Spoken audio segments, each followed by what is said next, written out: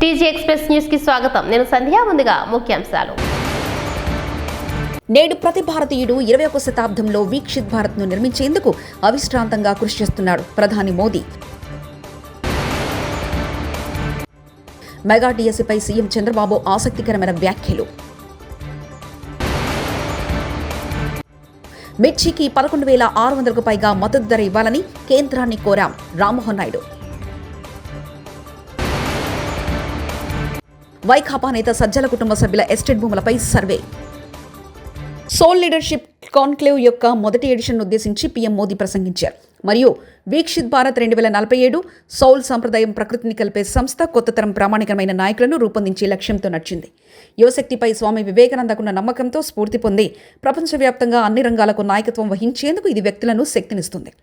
బలమైన సంకల్ప శక్తి మరియు స్పష్టమైన దిశానిర్దేశంతో భారతదేశ భవిష్యత్తును రూపొందించడానికి మరియు ప్రపంచ వేదికపై రాణించడానికి సిద్ధంగా ఉన్న నాయకులను సౌల్ పెంచుతుంది. ऐसी कोई जड़ी बूटी नहीं जिससे औषधि न बन सके, कोई भी ऐसा व्यक्ति नहीं जो अयोग्य हो, लेकिन सभी को जरूरत सिर्फ ऐसे योजनाकार की है जो उनका सही जगह इस्तेमाल करे. ఏపీలోని మిర్చి రైతులను ఆదుకోవాలని కేంద్ర వ్యవసాయ శాఖ మంత్రి శివరాజ్ సింగ్ చౌహాన్ కోరామని కేంద్ర మంత్రి కింజరాపు రామ్మోహన్ నాయుడు తెలిపారు. మిర్చికి 11,600కు పైగా మద్దతు ధర ఇవ్వాలని కేంద్రాన్ని విజ్ఞప్తి చేశామన్నారు. ఢిల్లీలో కేంద్ర వ్యవసాయ శాఖ ఆధ్వర్యంలో జరిగిన కీలక సమావేశం అనంతరం మీడియాతో ఆయన మాట్లాడారు. నిన్న అగ్రికల్చర్ మినిస్టర్ శివరాజ్ సింగ్ చౌహాన్ గారు ప్రత్యక్షంగా ఇక్కడ అందుబాటులో లేకపోయినా ఆ మీటింగ్కి వర్చువల్లో కూడా ఆయన అటెండ్ అయ్యి మరికొన్ని విషయాల మీద చంద్రబాబు నాయుడు గారు కూడా రాష్ట్రం తరపున మిర్చి రైతుల తరపున ఉన్నటువంటి సమస్యలు ప్రస్తావిస్తే అది ఖచ్చితంగా ఇమీడియట్గా టాప్ ప్రయారిటీ మీద తీసుకొని అవన్నీ కూడా సెటిల్ చేస్తామని చెప్పి కూడా ఆయన హామీ ఇవ్వడం జరిగింది. వేరేగా ఒక మీటింగ్ ఈ రోజు పెడతామని చెప్పి ఇచ్చినటువంటి హామీ ప్రకారం ఈ రోజు ఒక మీటింగ్ పెట్టుకున్నాం. అగ్రికల్చర్ మినిస్ట్రీ తాలూకు అధికారులు నేను కూడా అటెండ్ అయ్యాను. రాష్ట్రం తరపున అచ్చెన్నాయుడు గారు అలాగే అక్కడ ఉన్నటువంటి అగ్రికల్చర్ టీం అందరూ కూడా అటెండ్ అయ్యి మళ్ళీ ఆ సమస్యల మీద ప్రత్యేకంగా చర్చించడం కూడా జరిగింది. అందులో ముఖ్యంగా ప్రొక్యూర్మెంట్కి సంబంధించి, ఎందుకనంటే ఇది ఇమీడియట్గా స్టార్ట్ అవ్వాలనే ఆలోచనతో చంద్రబాబు నాయుడు గారు నేను రిక్వెస్ట్ చేశారు. మరి దాన్ని సీరియస్గా తీసుకొని కేంద్ర ప్రభుత్వం అలాగే మంత్రి గారు కూడా దాన్ని ఇమీడియట్గా చేయిస్తామని చెప్పి హామీ ఇచ్చారు. వీలైనంత త్వరగా కేంద్రం నుంచి కూడా డిఫరెన్స్ ఆఫ్ ప్రైస్ ఏదైతే ఉందో దాన్ని పే చేయడానికి ఏదైతే 25% వరకు వాళ్ళకి MIS minimum market intervention scheme ద్వారా ఉందో దాన్ని పొడిగిస్తూ 75% వరకు కూడా కమిటీ ఆఫ్ మినిస్టర్స్ ద్వారా అప్రూవల్ తీసుకొని 75% వరకు కూడా చేస్తామని చెప్పి స్పష్టంగా హామీ కూడా ఇవ్వడం జరిగింది. అయితే ప్రైస్ దీనికి తీసుకోవడానికి కింటా తాలూకా ప్రైస్ రాష్ట్రం తరపున మనం క్యాల్కులేట్ చేసింది కాస్ట్ ఆఫ్ ప్రొడక్షన్ కానీ లేబర్ కాస్ట్స్ కానీ ప్రాక్టికల్గా గ్రౌండ్ లెవెల్లో రైతులు ఎంత పెడుతున్నారో దాన్ని అంతటినీ కూడా క్యాల్కులేట్ చేసి సుమారు 11,600 రూపాయలు ఇస్తే మరి వీళ్ళ తరపున 10,000 చిలుకల వరకే ఇవ్వడం జరిగింది. సో దాన్ని కూడా గట్టిగా రిప్రజెంట్ చేశాం. ఎట్టి పరిస్థితుల్లో క్వింటా తాలూకా ప్రైస్ ఏదైతే దీనికోసం క్యాల్కులేషన్కి యూజ్ చేస్తున్నామో అది పెంచాలి. 11,600 అయినా దానికంటే ఇంకెక్కువ వస్తే ఎక్కువైనా సరే పెట్టాలని చెప్పాం. ఐకార్కి సంబంధించినటువంటి అధికారులు కూడా పిలిచారు. వాళ్ళకు కూడా స్పష్టంగా ఇన్స్ట్రక్షన్స్ కూడా మరి మినిస్టర్ గారు ఇచ్చారు. ఎట్టి పరిస్థితుల్లో ఆ ప్రైస్ని కూడా ఇంప్రూవ్ చేయాలని. సో అది కూడా చాలా పాజిటివ్గా ఉందని కూడా ఈ సందర్భంగా తెలియజేస్తున్నాం. అలాగే మూడో పాయింట్ నిన్న కూడా ప్రస్తావనలోకి వచ్చింది. ఎక్స్పోర్ట్స్ గతంలో జరిగినటువంటి విధంగా ఈరోజు జరగట్లేదు.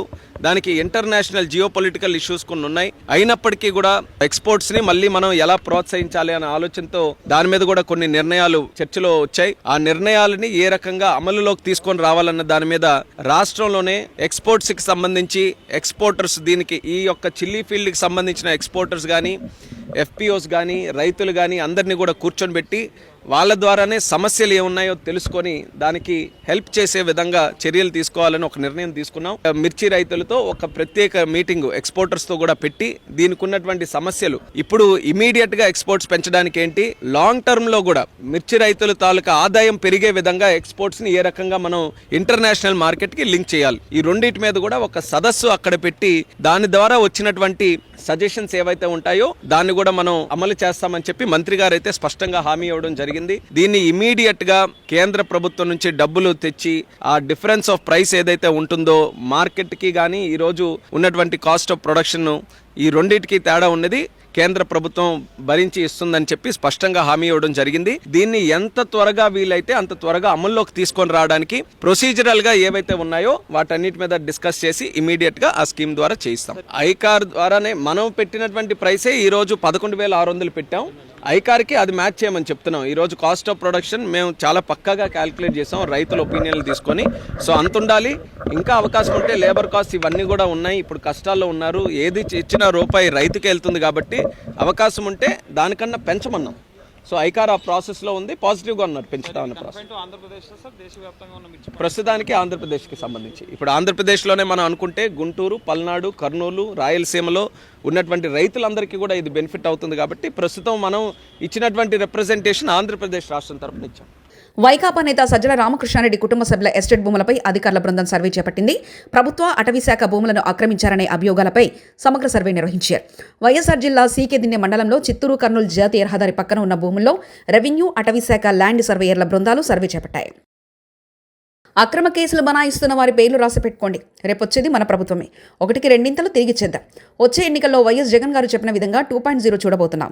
పార్టీ కోసం కష్టపడిన నాయకుడు, కార్యకర్తలను హక్కును చేర్చుకుంటాం. నిన్న తిరుపతి జిల్లాలోని కోట మండలం విద్యానగర్లో మాజీ ముఖ్యమంత్రి నెదురుమల్లి జనార్దన్ గారి 90వ జన్మదిన సందర్భంగా భారీ రక్తదాన శిబిరంలో నెదురుమల్లి రామ్ కుమార్ రెడ్డి భరోసా ఇచ్చారు.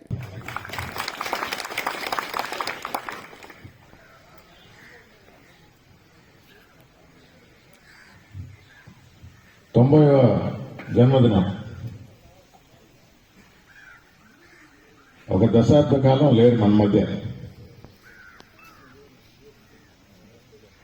80వ జన్మదినం కూడా మనం ఇలాగే జరుపుకున్నాం.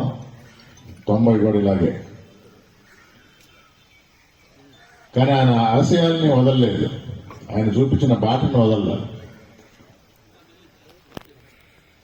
భక్తవసులు చెప్పినట్టు కానీ రాజకీయాలు మారినాయి.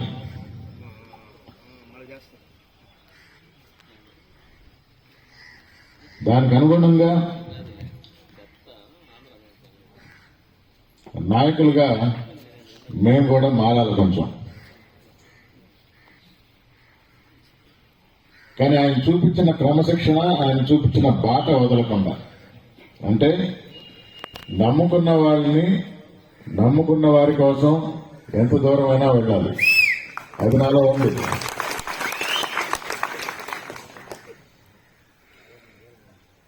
మనకు హాని చేయకుండా ప్రభుత్వాలు మారినా ఎవరి పని వాడు చేసుకుంటున్నారు. వారి కార్యకర్తలకు 4 మంచి పనులు చేస్తుంటున్నారు, 4 ముద్దలు ఎక్కువ పెడుతున్నారు, తప్పులేదు. కానీ మన జోలికి వస్తే, నన్ను నమ్ముకున్న వారి జోలికి వస్తే వాటిని వదిలిపెట్టేది మాత్రం లేదు.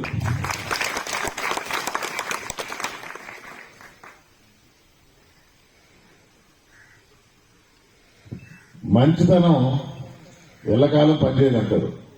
జనార్దన్ రెడ్డి గారు మంచి పనులు చేస్తూ గుండెల్లో నిలిచిపోయాడు. ఆ బాటను మర్చిపోము, ఆ బాటను వదలం. బీఆర్ఎస్ అధికారంలో ఉన్న 9 ఏళ్లు చంద్రబాబును రాష్ట్రంలో అడుగుపెట్టనివ్వలేదని మాజీ మంత్రి జగదీశ్వర్ రెడ్డి అన్నారు. ఒకసారి తెలంగాణలో అడుగుపెట్టాలని చూస్తే తన్ని తరిమేశామని ఘాటు వ్యాఖ్యలు చేశారు. కృష్ణా జలాల విషయంలో రాష్ట్రంలో ఉన్న 2 పార్టీలు స్వార్థ ప్రయోజనాల కోసం చంద్రబాబుకు, మోదీకి తలొగ్గి రాష్ట్ర ప్రజలు మోసం చేస్తున్నారని ఆరోపించారు. మీరు వచ్చి చేదగాని రండాలు మీ వ్యక్తిగత అవసరం కొరకు, మీ స్వార్థ ప్రయోజనాల కొరకు వాళ్ళకు తలొగ్గి, ఓడు చంద్రబాబు నాయుడుకి తలొగ్గి, ఓడు మోడీకి తలొగ్గి ఈ రాష్ట్ర ప్రజలకు ద్రోహం చేసుకుంటూ మీరు మాట్లాడతారా? బీజేపీని అనడానికి వణుకు పుడుతుంది. ఎందుకంటే నీ నాయకుడు ఆయన బీ టీం ఉన్నాడు కాబట్టి. చంద్రబాబుని అనడానికి వణుకు పుడుతుంది.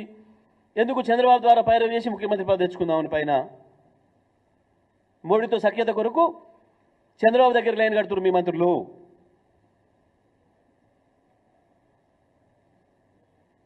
జగన్ పిలిచి అన్నం పెట్టిరు, బుద్ధుండాలి మాట్లాడడానికి. పక్క రాష్ట్ర ముఖ్యమంత్రి ఎవడన్నా వస్తే గౌరవం ఉండేవాడన్నా పిలిస్తే పెడతాడు. చంద్రబాబు ముఖ్యమంత్రి 3 రోజులు కాకముందే తీసుకొచ్చి రూమ్లో కూర్చోబెట్టుకొని సాటు మాట్లాడుకొని పోయినావు. నీ మంత్రిపై స్వయంగా ఆంధ్రప్రదేశ్పై చంద్రబాబు మమ్మల్ని గెలిపించి వచ్చాడని చెప్పిండ్రు. సోయిన దానికి ఏమన్నా మాట్లాడేటప్పుడు ఉత్తమ్ మమ్మల్ని కల్పించింది చంద్రబాబే, తెలుగుదేశం అని చెప్పుకొని వచ్చిండు మీ మంత్రిపై. ఎందుకు మాట్లాడుతున్నారు సోయలేని మాటలు? శ్రీశైలం రిజర్వాయర్ నుండి అక్రమంగా జలదోపిడి. Srisailam reservoir Pothireddypadu head regular కాలువ నుండి యథేచ్ఛగా ఆంధ్రప్రదేశ్ రాష్ట్రానికి తరలిపోతున్న నీరు. రుణమాఫీ కాలేదంటూ గాంధీ భవన్ మెట్ల మీద వృద్ధ రైతు ధర్నా. వెంటనే రైతు రుణమాఫీ చేయాలనే డిమాండ్. రేవంత్ రెడ్డి 2 లక్షల రుణమాఫీ చేస్తానని మాతో ఓటు వేయించుకున్నారు. ఇప్పుడు రుణమాఫీ చేయకుండా అందరికీ చేశామని ప్రచారం చేయకండి. పెన్షన్, పంట బోనస్ కూడా రాలేదంటూ గాంధీ భవన్ మెట్ల మీద వృద్ధ రైతు ధర్నా చేశారు. కలెక్టర్ కానీ బ్యాంకు ద్వారా కానీ వాళ్ళకి ఇన్ఫర్మేషన్ ఇస్తే ఈ 2 లక్షల మీరు చూసుకోండి, కనుమ పైసలు మేము కట్టుకుంటాం. మరి ఇక్కడికి ఎందుకు వచ్చినాం? ఇక్కడికి ఎందుకు వచ్చినామంటే నేను నాకు 2 లక్షలు మాఫీ చేస్తాను. నాకు ఏది తెలియక ప్రగతి భవన్ అనేది నాకు తెలియదు. ఈ గాంధీ భవన్ అంటే ఎక్కడుందని ఆలోచనతో గాంధీ భవన్ కాడికి వచ్చిన. స్పష్టంగా నాకు 2 లక్షల రుణమాఫీ నేనే కాదు, పేద ప్రజలు చాలా మంది ఉన్నారు. నాకు స్పష్టంగా రుణమాఫీ చేయాలి. నీ పేరు ఏం పేరు? ఏ ఊరు నుంచి? ఏం పేరు? తోట యాదగిరి, శాలిగారు మండలం, తుంగుతుర్తి నియోజకవర్గం, నల్గొండ జిల్లా. నేను ఒక రైతును. నేను బోనసు స్పష్టంగా 55 క్వింటాలు 80 కిలోలు అమ్మిన స్పష్టంగా. అయితే దానికి బోనస్ కూడా ఇంతవరకు రాలే. సరే సన్నోట్లకు అన్నావు, పోసినాం, కొట్టినాం, చేసినాం. సరే 500 బోనస్ వస్తుంది కదా అని చెప్పంటే ఆ బోనస్ కూడా రాలే. ఇది రుణమాఫీ కాలే, ఇది పింఛనీ లేదు. మా మా పరిస్థితి అంటే ఆరోగ్యాన్ని ముచ్చట మేము మా దేవుని దయ చేసుకుంటున్నాం. మా అబ్బాయికి కనీసం కారణం వస్తే 25 లక్షలు అయినాయి. నువ్వు ఎందుకు కట్టలేదు, ఈ పైసలు నువ్వు ఎవరు కట్టలేని అంటున్నావు కదా. అటువంటి ఇబ్బందులు ఉన్నాం కాబట్టి మేము కట్టలేకపోయినాం. మాకు 3 పిల్లలు, అమ్మాయి. కాబట్టి ఎటు చేసి నాకు 2 లక్షల రుణమాఫీ చేస్తే చాలా సంతోషమైన విషయం. మీరు వాళ్ళు వచ్చినాక నేను లేవను, స్వచ్ఛంగా నాకు ఒప్పుకోవాలి. యూరియా బస్తాల కోసం ఎగబడ్డ రైతులు. యూరియా కొరకు తెల్లవారుజాము నుంచే లైన్లలో నిలబడి రైతులు అవస్థల పాలవుతున్నారు. కరీంనగర్ జిల్లా తిమ్మాపూర్ మండలం మల్లాపూర్ గ్రామంలో ప్రాథమిక వ్యవసాయ సహకార సంఘం దగ్గర యూరియా బస్తాల కోసం ఎగబడ్డారు రైతులు. యూరియా బస్తాల కొరత ఉండడంతో ఒకేసారి రైతులు ఎగబడడంతో నెలకొన్న గందరగోళ పరిస్థితి. లోడ్ వచ్చిన గంట సేపటికే యూరియా బస్తాలు అయిపోవడంతో యూరియా సరిపడంత ఇవ్వడం లేదని రైతులు ఆందోళన వ్యక్తం చేశారు.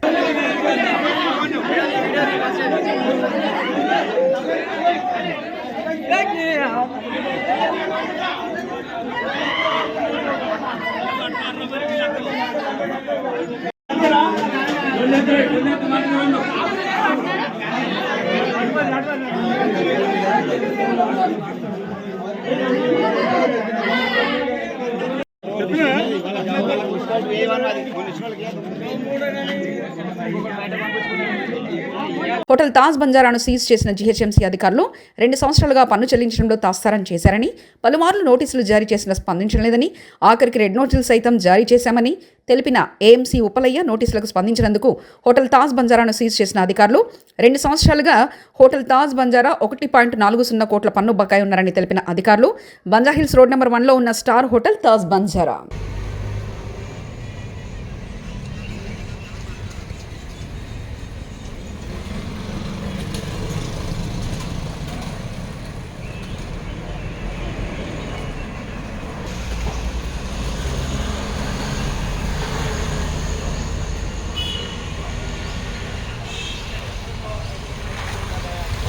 कौन है?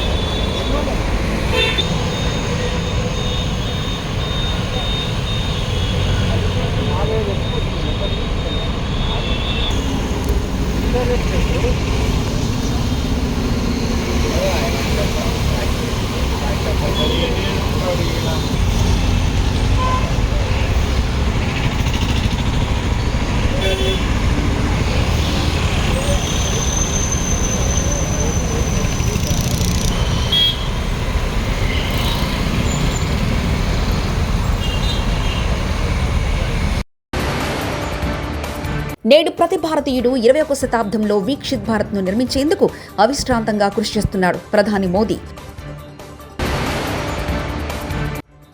మెగా డిఎస్సీపై సీఎం చంద్రబాబు ఆసక్తికరమైన వ్యాఖ్యలు.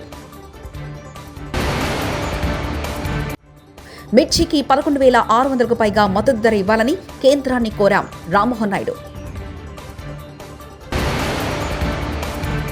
వైకాపా నేత సజ్జల కుటుంబ సభ్యుల ఎస్టేట్ భూములపై సర్వే. టీజీ ఎక్స్ప్రెస్ న్యూస్ ఇంతటితో సమాప్తం. Keep watching TG express.